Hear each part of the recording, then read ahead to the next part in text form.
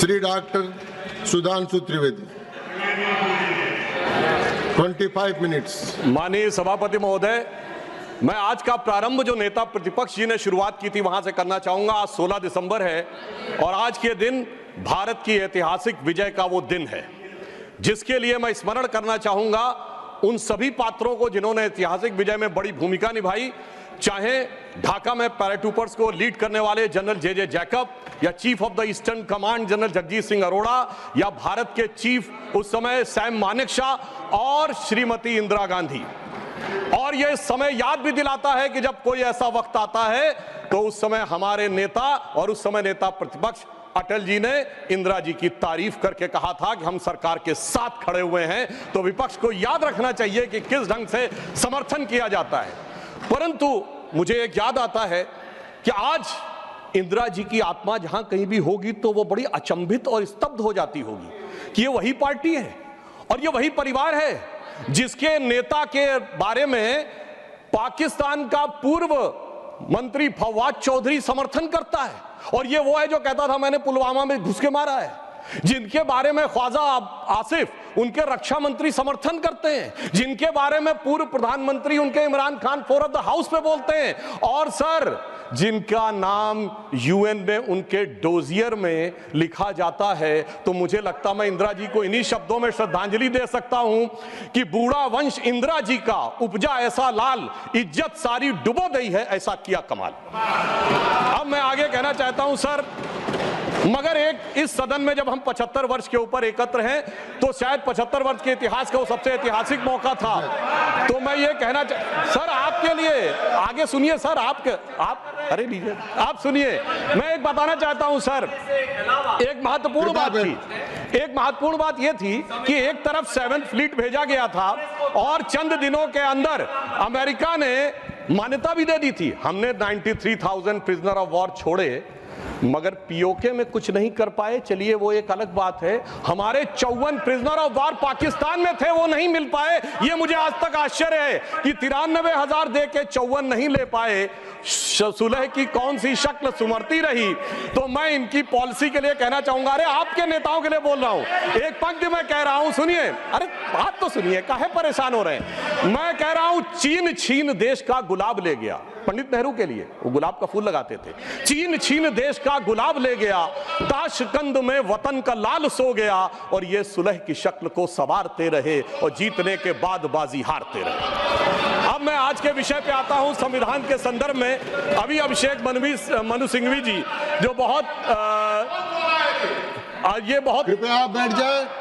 अरे भैया सब दिखाई पड़ रहा है। देखिए मैंने तो इनके नेताओं की तारीफ की फिर भी नहीं हजम हो पा रही है इनसे, इसीलिए मैं कह रहा हूं। अब सुनिए, आज के हम संविधान के विषय पे आते हैं तो संविधान का सबसे पहला वाक्य है, कृपया we the people of India, हम भारत के लोग। सभापति महोदय, अगर हम लोग और भारत इन 3 शब्दों का अर्थ समझ लें तो संविधान निर्माताओं का मूल भाव समझा जा सकता है। मगर अफसोस सर्वाधिक भ्रम इसी विषय को लेकर किया जाता है। अभी अभिषेक मनु सिंघवी जी ने बोला और कई वक्ताओं ने बोला कि ये बात का आशंका थी कि हम सरवाइव करेंगे कि नहीं डेमोक्रेसी में, मगर हम सरवाइव करने वाली बात नहीं। मैं आज के समय में अपने विपक्षी दलों से कहता हूं, पूरे ईस्टर्न हेमिस्फीयर में उठा के देखिए, बड़े देशों में sustainable absolute and vibrant democracy सिर्फ भारत है, और जापान और ऑस्ट्रेलिया तो कॉन्स्टिट्यूशनल मोनार्की हैं। तो पूरे पूर्वी गोलार्ध में यदि देखा जाए तो absolute democracy, vibrant democracy, consistent democracy सिर्फ भारत है। और यह भी समझना चाहिए आज डेमोक्रेसी के अंडर में सर 34% पॉपुलेशन है विश्व की, जिसमें 17% अकेले हम हैं। We are the defenders of democracy in the entire world. कोई और नहीं है जिसे दूसरे नेता जाकर समझते होंगे। परंतु मैं ये भी बताना चाहता हूं, हम डेमोक्रेसी में सरवाइव किए हैं तो ये कोई अनायास नहीं। कॉन्स्टिट्यूएंट असेंबली की डिबेट में डॉक्टर राधाकृष्णन ने कहा था, मैं कोट करता हूं, कि गणतांत्रिक व्यवस्था इस देश के लिए कोई नया प्रयोग नहीं है, यह इतिहास के आरंभ काल से भारत की व्यवस्था में थी। मैं बाबा साहब अंबेडकर को कोट करना चाहूंगा। उन्होंने कहा, लोकतंत्र की अवधारणा भारत के लिए कोई बाहर की अवधारणा नहीं है, it's not an align object. ये कोई अपरिचित चीज नहीं है, प्राचीन काल से भारत की व्यवस्थाओं में निहित थी। और उन्होंने बौद्ध संघों का उल्लेख किया। और मैं अपने सम्मानी मित्रों से कहना चाहता हूं, लोकतंत्र की व्यवस्था भारत में कहां से थी? 12वीं शताब्दी के कर्नाटक में भगवान वासवन्ना के अनुभव मंडपों को देखिए। चोल साम्राज्य में 8वीं और 9वीं शताब्दी में इलेक्टेड गांव के प्रतिनिधि होते थे, 6 कमेटियां होती थी जो इलेक्टेड ढंग से काम चलाती थी।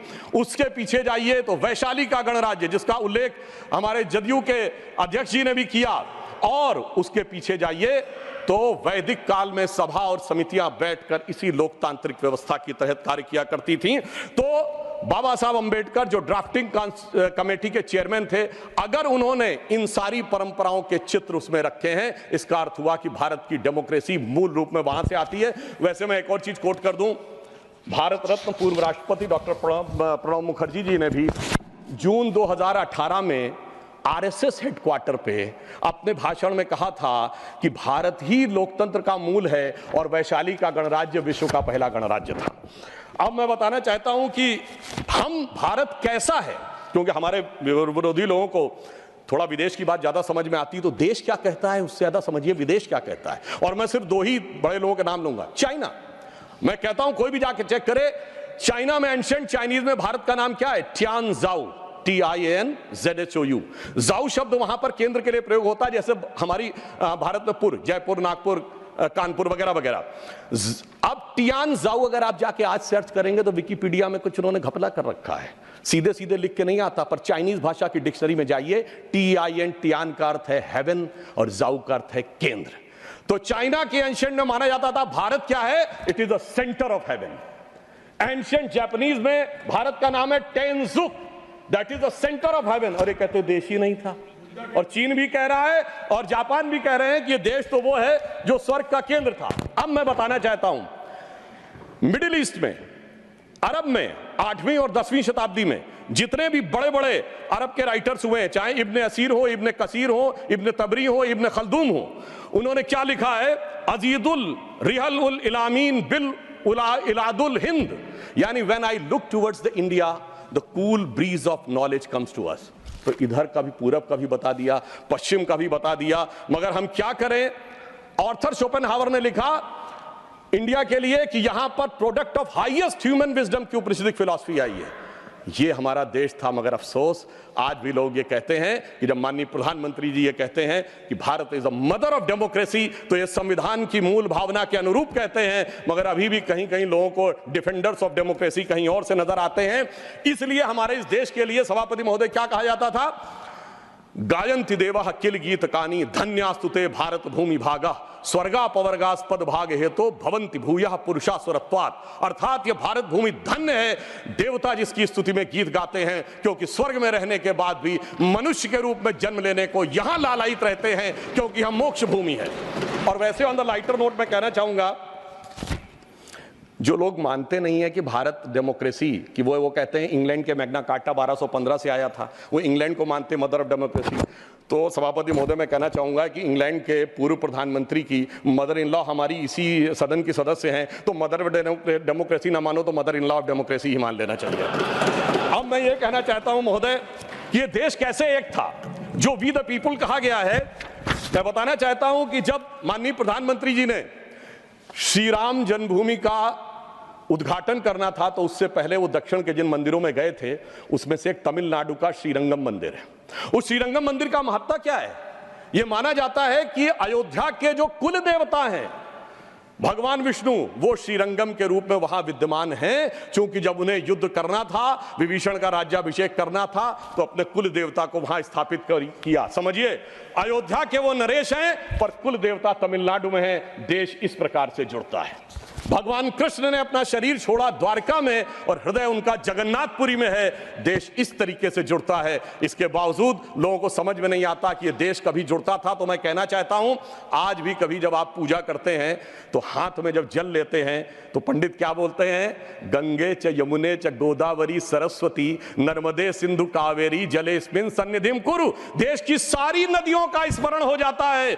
इस प्रकार से देश एक संकल्प के थ्रू आकर एक प्रकार से जुड़ता है। है और इसीलिए इसकी डेफिनेशन भी दी गई। अगर इंडिया दैट इज भारत कहा गया है हमारे कॉन्स्टिट्यूशन में, तो इंडिया एक ज्योग्राफिकल कॉनोटेशन है जो इंडस रिवर के इस तरफ है, तो फिर देश कैसे नहीं था। और भारत के बारे में कहा गया है उत्तरम यत् समुद्रस्य दक्षिणम च हिमाद्रिभि वर्षम यद भारत नाम भारतीय संतति। पूरे भारत की डेफिनेशन दी गई है जो समुद्र के उत्तर में और हिमालय के दक्षिण में है। मगर हम क्या बताएं कि अभी भी लोगों के दिमाग में वो विचार है। अब मैं अगले विषय के ऊपर आता हूं। स्वतंत्रता आंदोलन। कांग्रेस बहुत दावा करती है कि उसने स्वतंत्रता आंदोलन में बड़ा काम किया। निश्चित रूप से योगदान था कांग्रेस के बड़े नेताओं का, हम इसको नकारते नहीं हैं। परंतु उस योगदान के बाद उस योगदान में कितना मिष्ठान्न लेने का प्रयास हुआ, यह मैं कांग्रेस के एक नेता कोट करना चाहता हूं। आप सबने बड़ा प्रसिद्ध गीत सुना होगा, कदम कदम बढ़ाए जा खुशी के गीत गाए जा, जो आजाद हिंद फौज का गीत था। इसको लिखने वाले थे बंशीधर शुक्ल। वो कांग्रेस के नेता थे।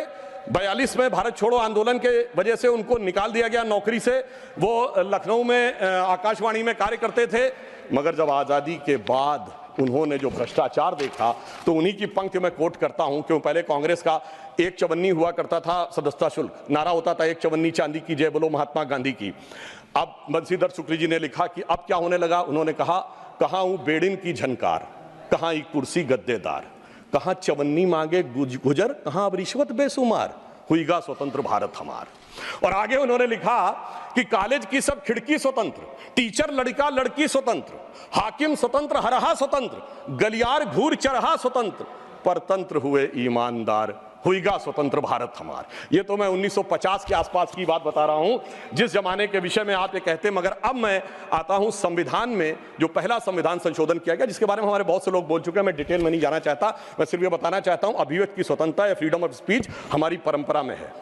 और परंपरा जिस सीमा से है, मैं चुनौती से कहता हूं, दुनिया में कोई कंट्री, कोई सिविलाइजेशन नहीं हो सकता। हमारे यदि एक तरफ यह माना गया है कि वेद ब्रह्म वाक्य है, वेद वाक्यम जनार्दनम, तो यहीं पर एक ऐसा भी संप्रदाय हुआ जिसने कहा त्रया वेदस्य कर्तारा धूर्तो भांड निशाचरा।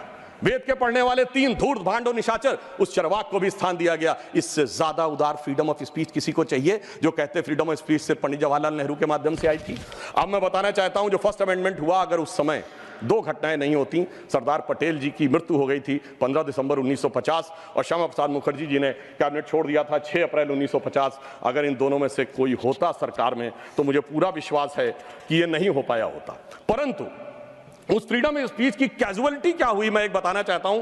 बाबा साहब अंबेडकर ने जब 6 अक्टूबर 1951 को अपना इस्तीफा दिया है, जयराम रमेश जी ने वो बात ठीक कही थी कि उसका उपलब्ध है सरकार के आंकड़े में भी। मगर मैं कोट, हाँ वो जी बिल्कुल है, ये है सर, ये है। मगर अब मैं कोट करना चाहता हूं कि बाबा साहब अंबेडकर ने के बारे में पद्म भूषण धनंजय कीर ने, जो कि इंदिरा जी की सरकार के द्वारा पद्म भूषण प्राप्त है, सबसे ऑथेंटिक बाबा साहब की जिन्होंने ऑटोबायोग्राफी लिखी, उन्होंने लिखा 10 अक्टूबर 1951 को लोकसभा में बोलने के लिए खड़े हुए। उनसे कहा गया मुझे अपना बयान प्रस्तुत करने की अनुमति दी जाए।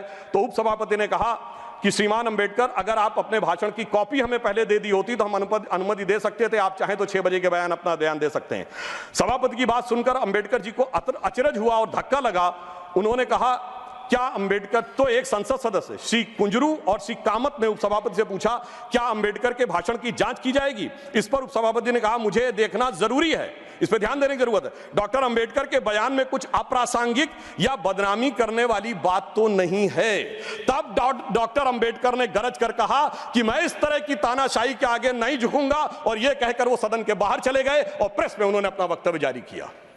अब मैं दूसरा एक उदाहरण देना चाहता हूं, जो ये लोग बहुत बात करते हैं कि डॉक्टर अंबेडकर के विषय में इनके क्या विचार थे। मैंने अंबेडकर जी का विचार कोट किया, अब मैं कोट कर रहा हूं जवाहरलाल नेहरू जी का विचार, किसी अन्य का नहीं।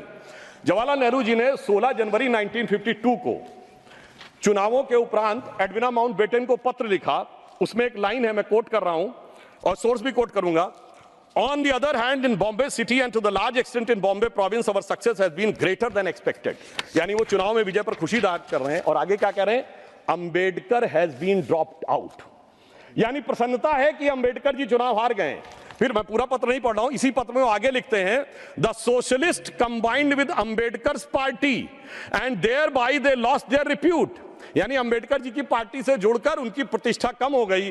और महत्वपूर्ण बात मैं ध्यान देना चाहूंगा सदन का, आगे वो कहते हैं, but Ambedkar has combined with Hindu communalist, यानी वो कह रहे हैं अंबेडकर जी हिंदूवादियों के साथ आ गए थे। सर सोर्स है selected works of Jawaharlal Nehru series 2 volume 17 page number 35 to 37। मुझे लगता है शायद बहुत से बक्से जिनकी मांग की गई है वो इसीलिए हटा लिए गए हों कि हर बक्सा अंदर से बोलता हो कि बैठा हूं दिल में इतने राज छुपाए, जरा सा होठ हिले तो न जाने कितनों के दिल डगमगाए। अब मैं आगे ये बताना चाहता हूं सर, फ्रीडम ऑफ स्पीच को, वो विषय तो बहुतों ने कहा इमरजेंसी का, मैं आगे का विषय बताना चाहता हूं। इस देश में फ्रीडम ऑफ स्पीच को कर्टेल करने के लिए कॉन्स्टिट्यूशनल अमेंडमेंट लाया गया जो कभी हो नहीं पाया। वो था पोस्ट ऑफिस अमेंडमेंट बिल 1986, जिसमें यह अधिकार सरकार ने लिया था कि वो जिसकी चिट्ठी चाहे खोल के पढ़ सकती है और उसमें आपत्तिजनक हो तो उस पर कार्रवाई कर सकती है। जैसे कोई आज ये कहे कि व्हाट्सएप ईमेल मैसेज आपके कोई भी सरकार पढ़ सकती है और पढ़ने के बाद कार्रवाई कर सकती है, वो तो भला हो ज्ञानी जैल सिंह जी का, जो उस समय राष्ट्रपति थे, जिन्होंने उस संवैधानिक व्यवस्था का उपयोग किया कि उन्होंने उसे वापस ही नहीं किया, इसलिए वो कभी वास्तविक अर्थों में आ नहीं पाया। दूसरा, मैं राजीव गांधी जी के समय का कोट करना चाहता हूं। 29 अगस्त 1988 को एंटी डिफेमेशन बिल आया, यानी कोई सरकार की आलोचना करेगा तो उस पर कार्रवाई होगी, मगर उस समय प्रबल विरोध के चलते हुए वो नहीं हो पाया। फिर मैं बताना चाहता हूं डॉक्टर मनमोहन सिंह जी ने आईटी एक्ट 2000 में सेक्शन 68A को अमेंड किया, जो सुप्रीम कोर्ट के द्वारा स्ट्रक डाउन कर दिया गया। अब इसके उपरांत मैं ये भी बताना चाहता हूं कि जो संवैधानिक व्यवस्था थी वन नेशन वन इलेक्शन की, ये टूटी कहां से थी? जब कांग्रेस में अंतरात्मा की आवाज जाग गई थी। 67 तक सारे इलेक्शन एक साथ होते थे, फिर एक ऐसा विचित्र हुआ कि अंतरात्मा की आवाज जागी और उस पार्टी की प्रधानमंत्री इंदिरा जी ने अपनी ही पार्टी कैंडिडेट नीलम संजीव रेड्डी जी को चुनाव हरवा दिया। मुझे लगता है ऐसा विचित्र संवैधानिक उदाहरण भारत के इतिहास में देखने को नहीं मिलेगा। और मैं कहना चाहता हूं सभापति महोदय, उसके बाद इतनी अंतरात्मा की आवाज जागी कि निजलिंगप्पा, कामराज चौधरी, चरण सिंह चंद्रशेखर, मोरारजी देसाई पार्टी छोड़ दिए, 77 में देवराज अरस और बाबू जगजीवन राम पार्टी छोड़ दिए, तो फिर 90 में अर्जुन सिंह और एनडी तिवारी जी छोड़ दिए, शरद पवार छोड़ दिए, और कांग्रेस इतनी हो गई कि मुझे बचपन में याद है, मैं अटल जी की एक स्पीच सुनने गया था, उन्होंने कहा था कांग्रेस की तो आज स्थिति यह है, इतनी कांग्रेस है कि Congress R, Congress S, Congress O, Congress U, Congress मैं, कांग्रेस तू, कांग्रेस आई, कांग्रेस गई। अब मैं बस एक विषय में लेना चाहूंगा, वो विषय है जो कि संविधान में सर्वाधिक दुरुपयोग किया गया, वो विषय है सेकुलर।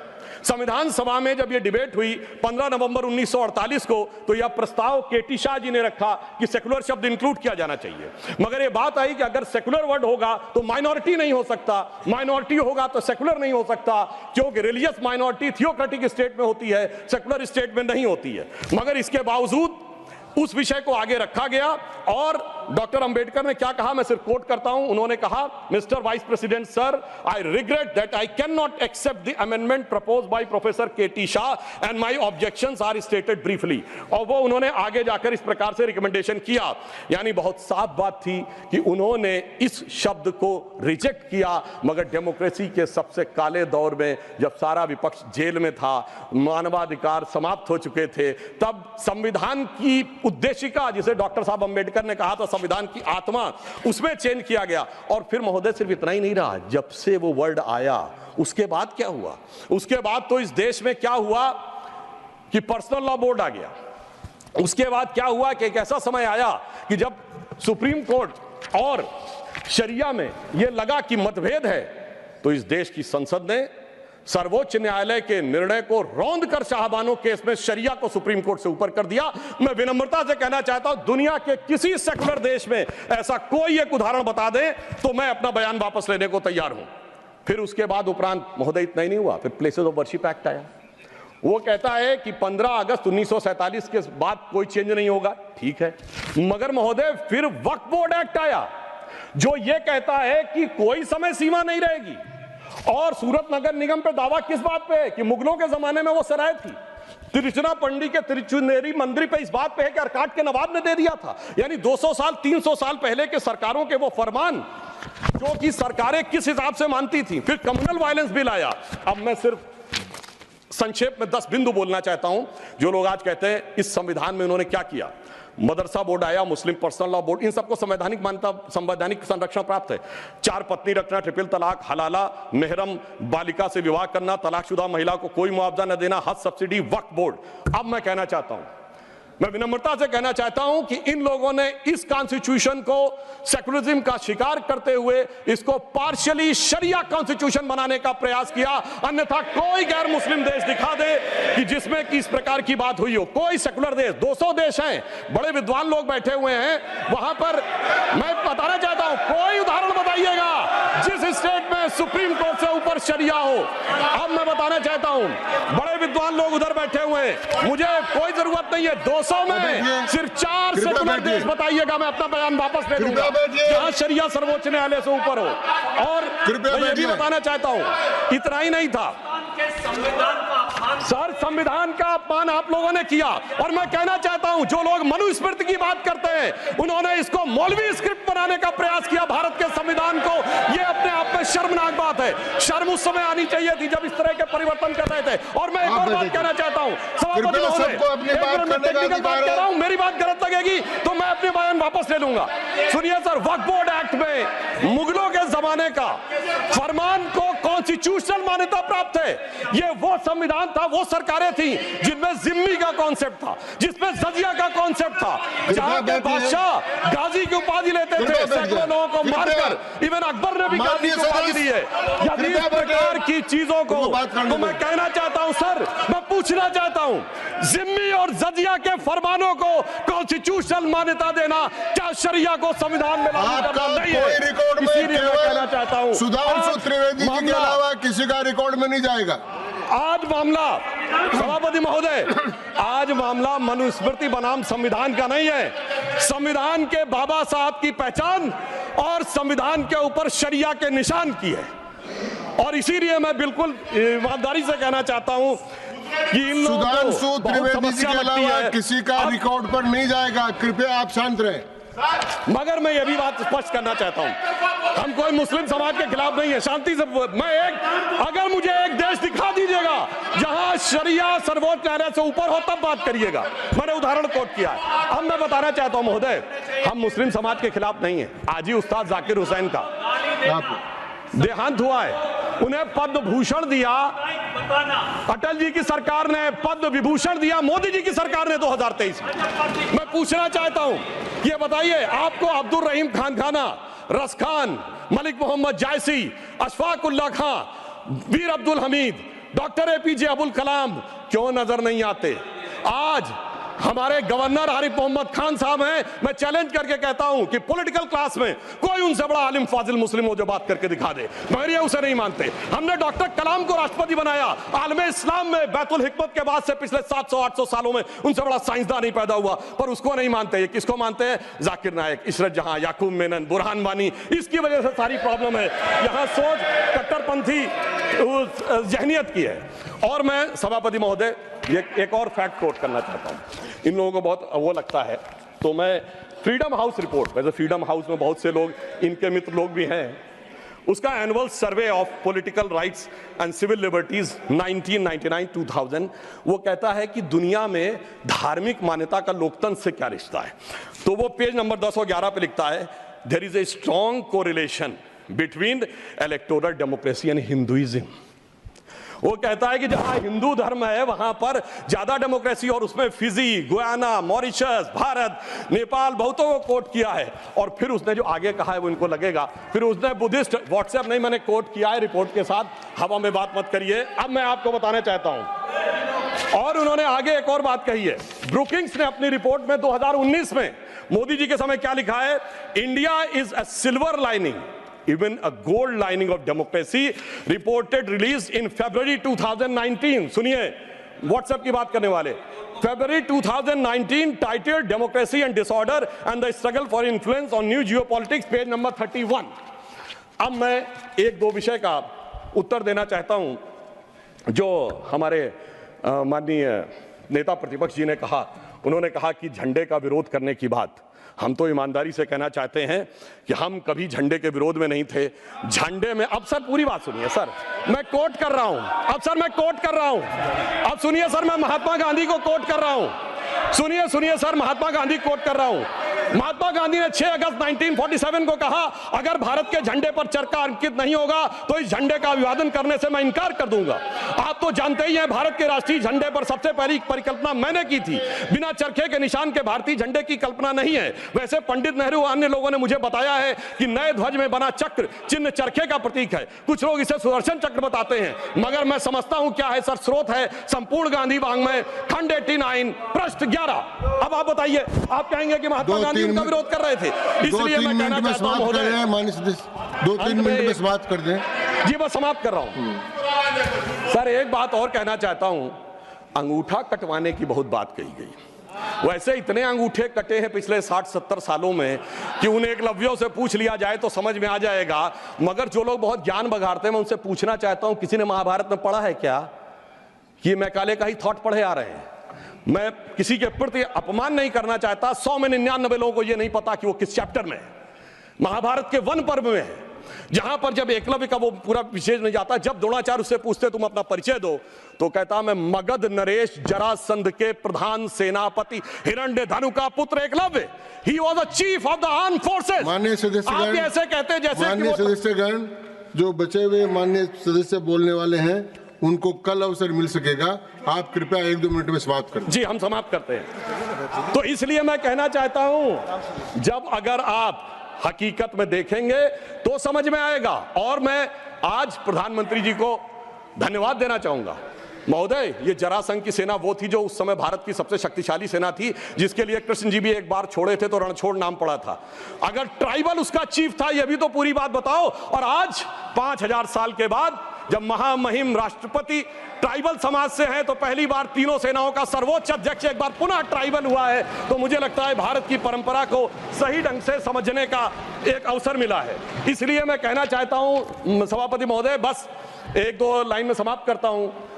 अगर महाभारत ही पढ़ना है तो महर्षि वेदव्यास की दृष्टि से पढ़ो, विदुर की दृष्टि से पढ़ो, शकुनी की दृष्टि से पढ़ोगे, भाइयों को लड़ाने वाले शकुनी की दृष्टि से, तो यही नजर आएगा। मगर क्या बताएं सभापति महोदय, ये भाइयों में लड़ाने वाले शकुनी, भाइयों में लड़ाने वाले मंथरा की मनोवृत्ति इतनी व्याप्त हो गई है देश में कि आज इस देश को, और मैं एक पॉइंट और कहना चाहता हूं सर, कमिटेड जुडिशरी की तो बहुत बात की गई, पर इस देश में एक ऐसा उदाहरण भी हुआ है जब एक जज कांग्रेस का नेता रहने के बाद जज हो गया। सर 1962 से 68 तक जस्टिस बहरुल इस्लाम राज्यसभा में कांग्रेस के सदस्य रहे। फिर 68 से 72 तक दोबारा सदस्य रहे। 72 में उन्होंने रिजाइन किया और जाकर बन गए गुवाहाटी हाईकोर्ट के जज। फिर वो वहां बने चीफ जस्टिस गुवाहाटी हाईकोर्ट में।